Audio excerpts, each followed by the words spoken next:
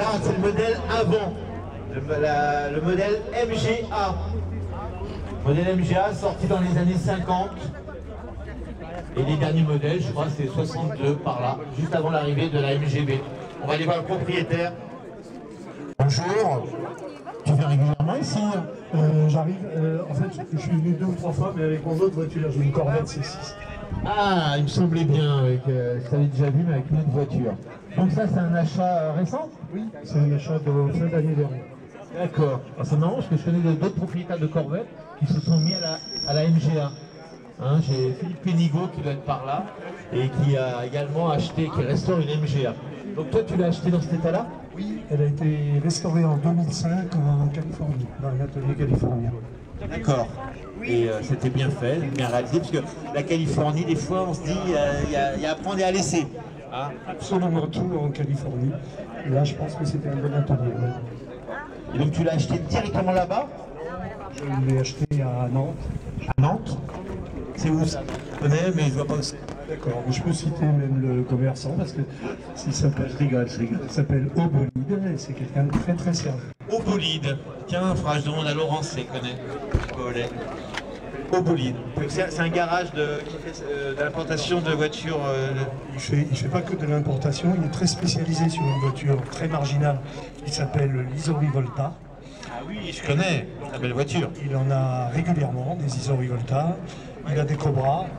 Et il a un ami ou quelqu'un de sa famille qui vit aux États-Unis et qui repère des voitures à Los Angeles. Des rabatteurs. Voilà.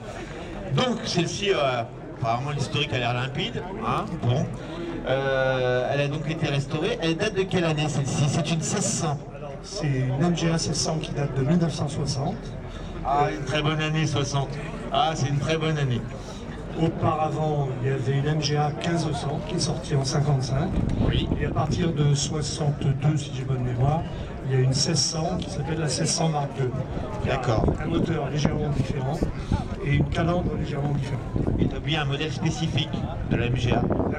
La fameuse Twin Cam, qui reste un modèle un peu à part dans la gamme. Alors c'est à part parce que les moteurs cassent entre 20 et 30 000 km. Et divers ces moteurs-là, c'est divers. C'est des moteurs très fragiles, mais il y a un certain nombre d'Anglais, j'étais à Goodwood il n'y a pas longtemps, au festival. On a de la chance. J'étais à Goodwood et il y avait des Anglais qui couraient avec, et apparemment il y en avait 3 ou 4 et ils n'avaient pas de problème de moteur. Une voiture très rare aujourd'hui, je me rappelle des gens spécifiques, un Dunlop spécifique. Aujourd'hui, on va en une sur la route, c'est assez rare. Donc celle-ci, on va la détailler. Alors la couleur c'est quoi? C'est pas blanc, c'est blanc cassé, elle est répertoriée comme ivoire. Et ivoire. C'est une couleur qui était polylustrée. Polylustrée. On va pas entrer dans la technique, hein, mais bon, voilà. Comme on faisait à une certaine époque, polylustrée. Désolé pour la sono, mais on a plus de... On a oublié les câbles, elle est branchée sur la batterie, et la batterie, j'espère que ça va tenir. Donc moi j'aime bien la forme de cette voiture parce qu'elle est toute en rondeur. Hein, la MGB qui va arriver après, elle est sympa aussi, mais ça change de style. Hein. La MGA, quand on la regarde, elle est toute en courbe, on cherche une arête quelque part, un angle, et il n'y en a pas. Hein, il n'y a pas d'angle, elle est toute en rondeur. C'est ça qui fait le charme. Ce qui participe beaucoup au charme, c'est que les ailes, contrairement au TR3 par exemple, les ailes sont en une seule partie, avec un joint uniquement pour la partie capot et la partie coffre. Ah oui, c'est vrai qu'on voit un joint ici qui sépare pas du coffre, mais de l'ensemble avant. L'assemblage des ailes était très en avance pour son époque, hein, parce qu'avant on faisait les ailes en 2 parties, et là c'est une seule partie. D'un seul tenant. Ils avaient commencé ça en 55, et c'était très en avance. On a un pare-brise qui est démontable ou pas? Non, il a l'air juste posé. Tous démontent, on peut tout démonter, ça c'est vrai. On va parler du moteur, hein, on reviendra à l'intérieur après. Le moteur, donc, sur les premiers modèles, c'était donc on disait un 1500, il est passé en 1600 après, c'est le même bloc. Non, pas tout à fait. Ah, on va en parler alors. J'ai bien parlé avec les propriétaires, j'apprends plein de choses. Est-ce que c'est le même moteur qu'on va retrouver après sur la MGB? ce 700? Non, c'est les mêmes générations, mais c'est des moteurs différents à chaque fois, qui sont à chaque fois issus de berlines AMG.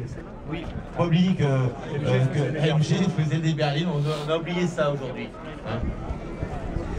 Donc, on disait tout à l'heure que le modèle est sorti avec un 1500, et tu me dis que ça n'avait rien à voir avec ce moteur-là. La calandre a une autre forme et on avait dû la sortir en 55, c'est ça? le même entourage.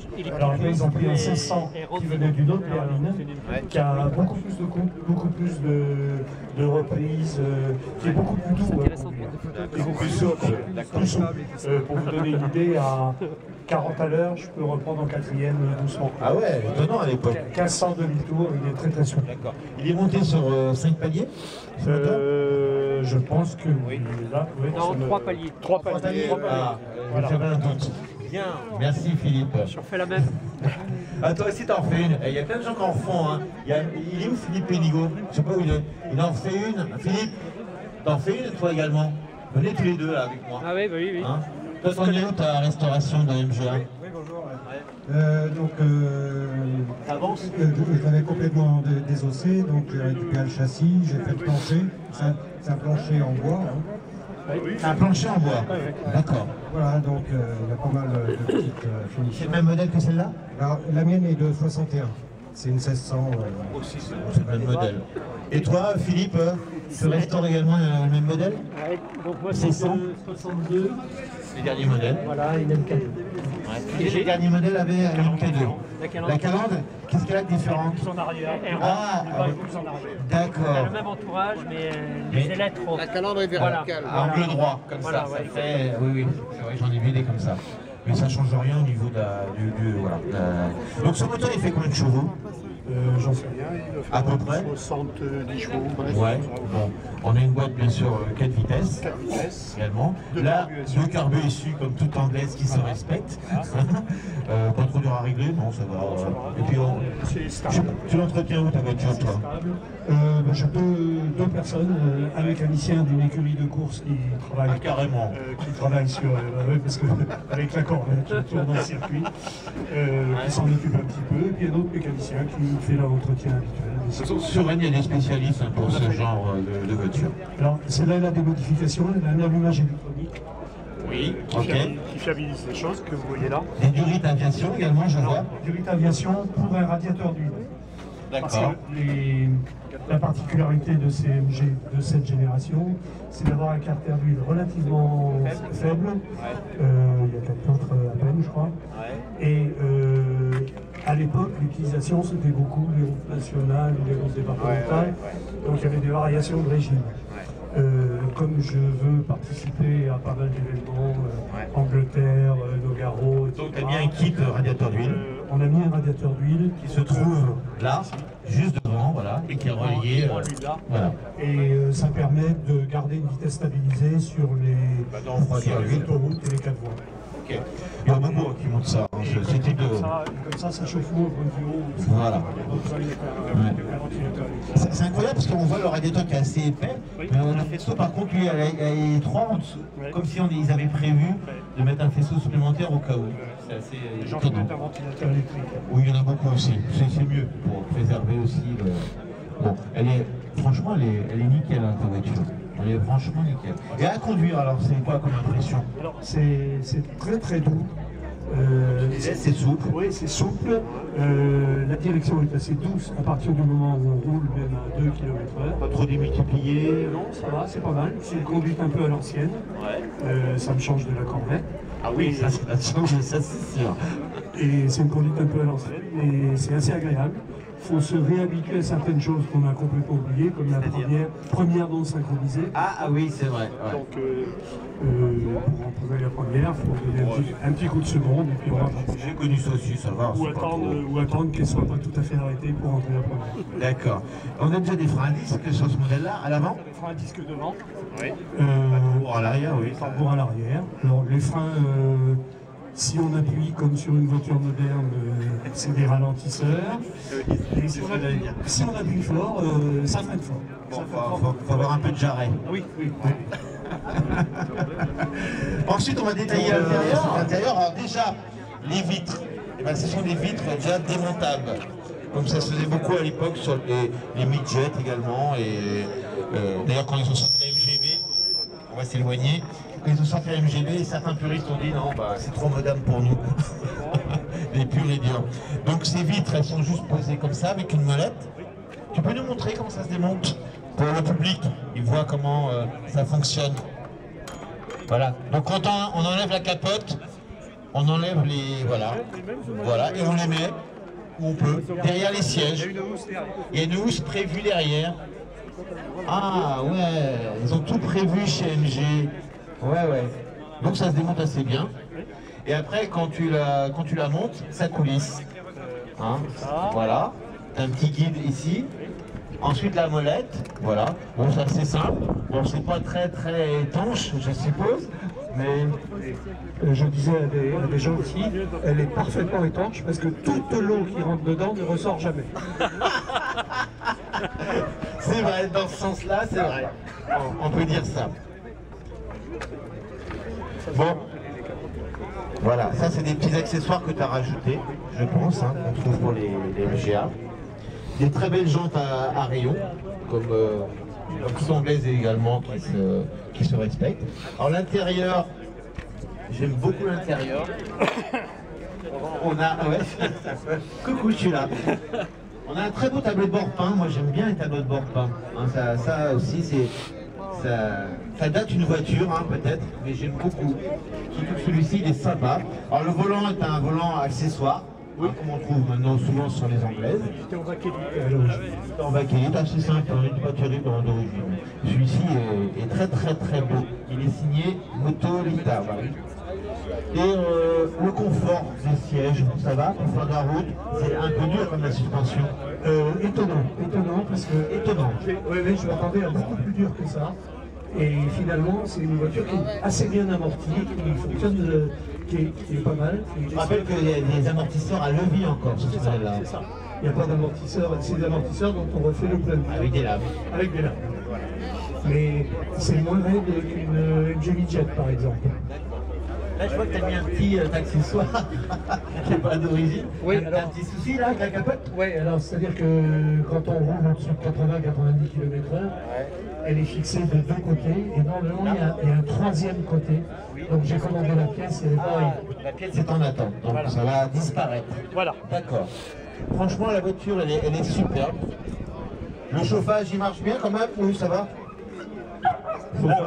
Comme je te disais, c'est une voiture qui était importée de Californie. Et la première chose qu'il faut en Californie, c'est de supprimer le chauffage. Bah oui, ils n'ont pas besoin de chauffage, c'est sûr. On va monter un chauffage la semaine prochaine. Ah ouais. De la même manière, je l'ai importé sans capote, parce qu'ils mettent jamais de capote. Ils sortent quand il fait beau. Ils ont de la chance là-bas. Hein. Et comme il fait beau 340 jours par an, ça vaut se crever. Donc c'est une capote neuve. La particularité aussi, c'est que les Américains n'aiment pas beaucoup les roues inox à rayons. Et ils mettent des chrome. Ils mettent des roues métal quelquefois chromées avec des pneus à flanc blanc. Donc elle est arrivée comme ça. Ça fait très ancienne Corvette C1 par exemple. Ça fait exactement. Et moi je préférais la remettre dans son jus. Donc on a les 4 roues sont neuves importées d'Angleterre et rayons et inox. J'aime bien les petites bouches d'aération là sur le. Ouais, c'est très stylé. Et il reste quoi à découvrir à l'arrière? Donc on a une petite Véronique, un petit porte-bagages, hein, comme aussi toute anglaise, qui se respecte. Ça fait le coffre, il est pas grand. Désolé hein, pour les coupures, c'est la batterie qui commence un peu à lâcher. Je sais pas si on pourra présenter d'autres voitures. Donc là, voilà.